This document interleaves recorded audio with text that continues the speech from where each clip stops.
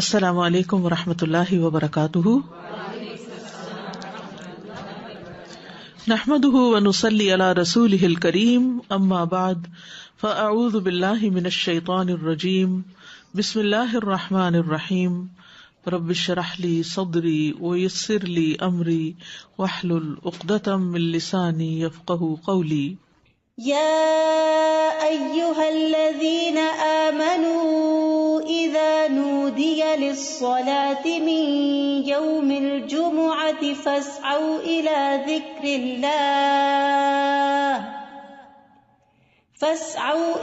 ذكر الله وذروا البيع ذلكم خير لكم إن كنتم تعلمون.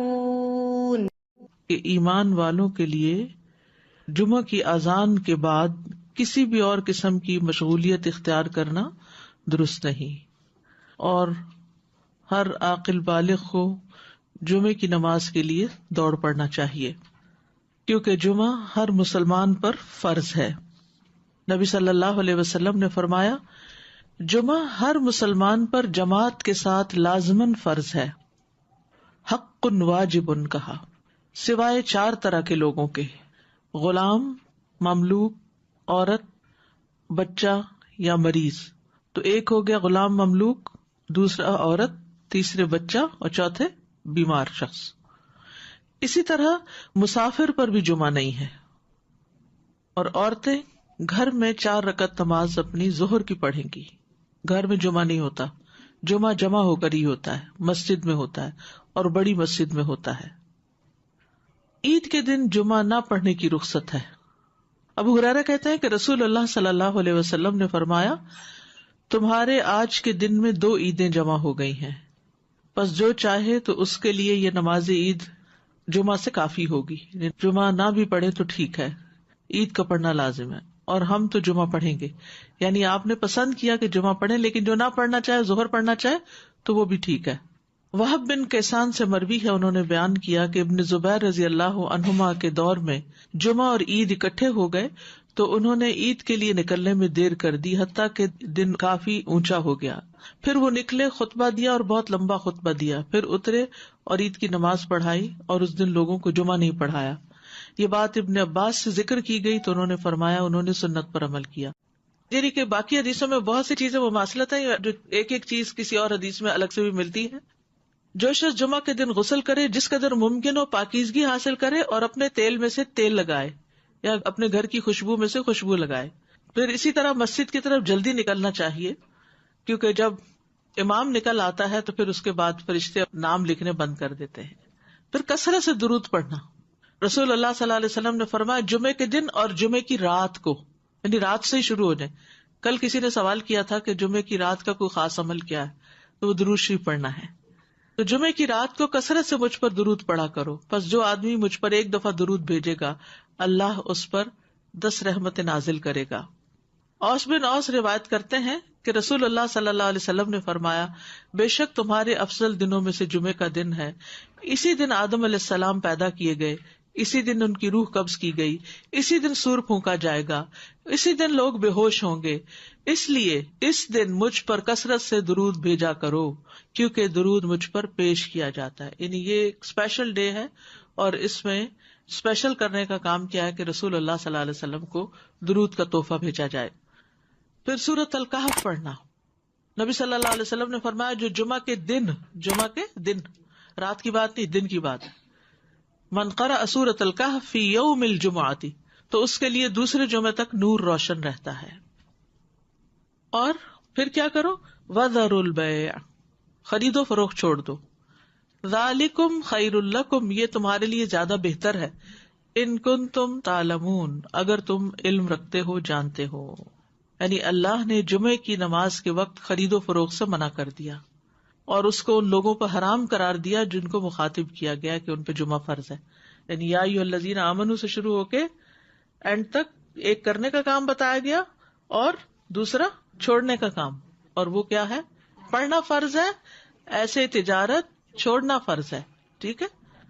یعنی جب اذان ہو جائے تو خرید و فروخت ترک کر دو اور اللہ کے ذکر یعنی نماز کے لیے جلدی کرو. یعنی اگر کوئی سودا طے بھی پا رہا ہے تو بس وہیں ٹھپ کر دو.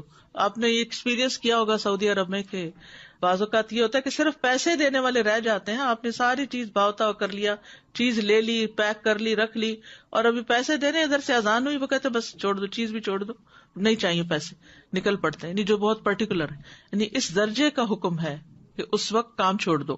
انسٹنٹ اسٹاپ, وذر البیع, یہ بھی فرض کے درجے میں ہے.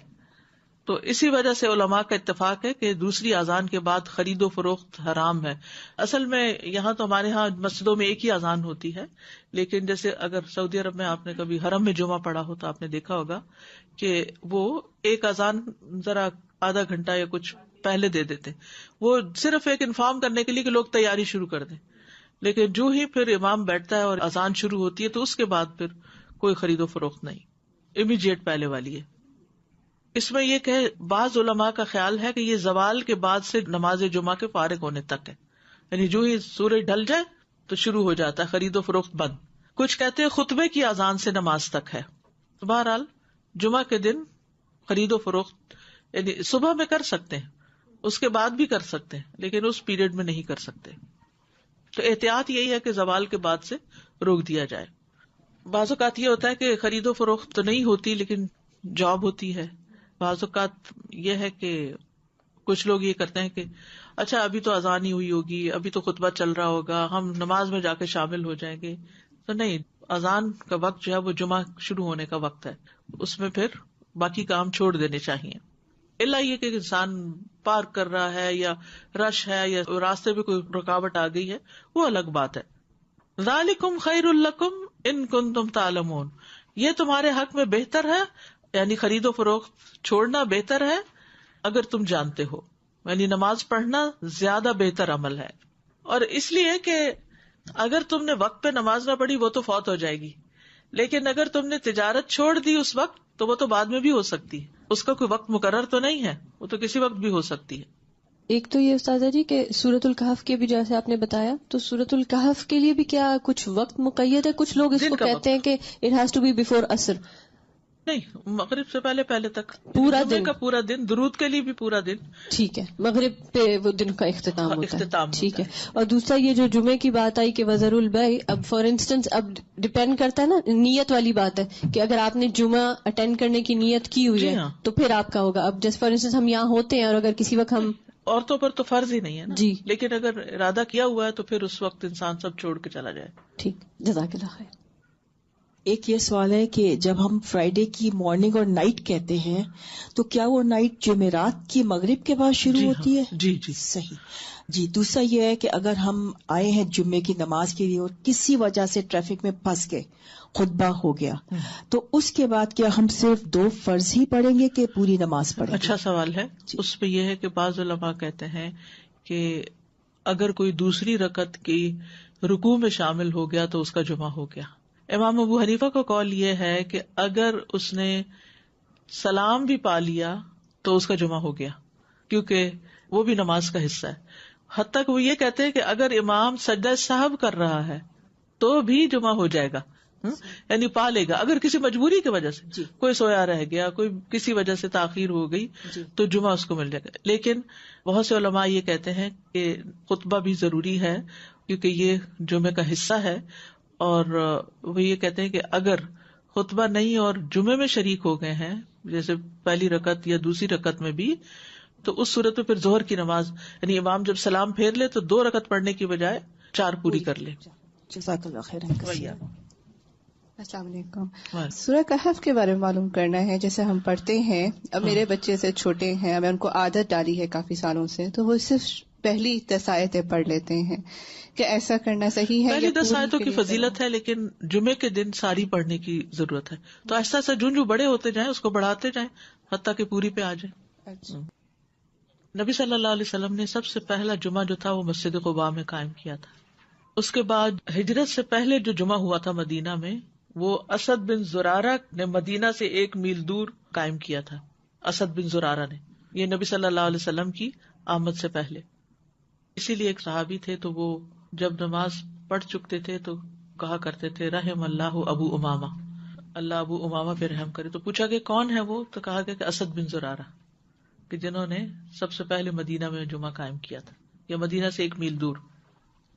تو ذالکم خیر لکم ان کنتم تعلمون، یعنی کاروبار چھوڑ کر نماز کی طرف جلدی آنا یہ تمہارے حق میں زیادہ بہتر ہے اگر تم جانتے ہو. اہل ایمان کی صفت یہ بیان کی گئی ہے کہ جب ان کو اللہ کی طرف بلایا جاتا ہے، عبادت کی طرف بلایا جاتا ہے، تو پھر کوئی چیز انہیں مشغول نہیں کرتی اپنے اندر. سورۃ النور میں آتا ہے رجال لا تلہیہم تجارۃ ولا بیع عن ذکر اللہ واقام الصلاۃ وایتاء الزکاۃ یخافون یوما تتقلب فیہ القلوب والابصار. وہ مرد جنہیں اللہ کے ذکر سے اور نماز قائم کرنے اور زکوٰۃ دینے سے نہ کوئی تجارت غافل کرتی ہے، نہ کوئی خرید و فروخت. تجارت اور بیع 2 الگ الگ لفظ استعمال ہوئے ہیں. وہ اس دن سے ڈرتے ہیں جس میں دل اور آنکھیں الٹ جائیں گی. تو جیسے ہی نماز کا وقت آئے فوراً سب کام چھوڑ کر جمعے کے لیے حاضر ہو جانا چاہیے. نہ صرف یہ کہ جمعے کے لیے، باقی نمازوں کے لیے بھی نبی صلی اللہ علیہ وسلم کا طریقہ یہی تھا. اسود سے مروی ہے، وہ کہتے ہیں میں نے عائشہ رضی اللہ عنہا سے پوچھا کہ نبی صلی اللہ علیہ وسلم اپنے گھر میں کیا کرتے تھے.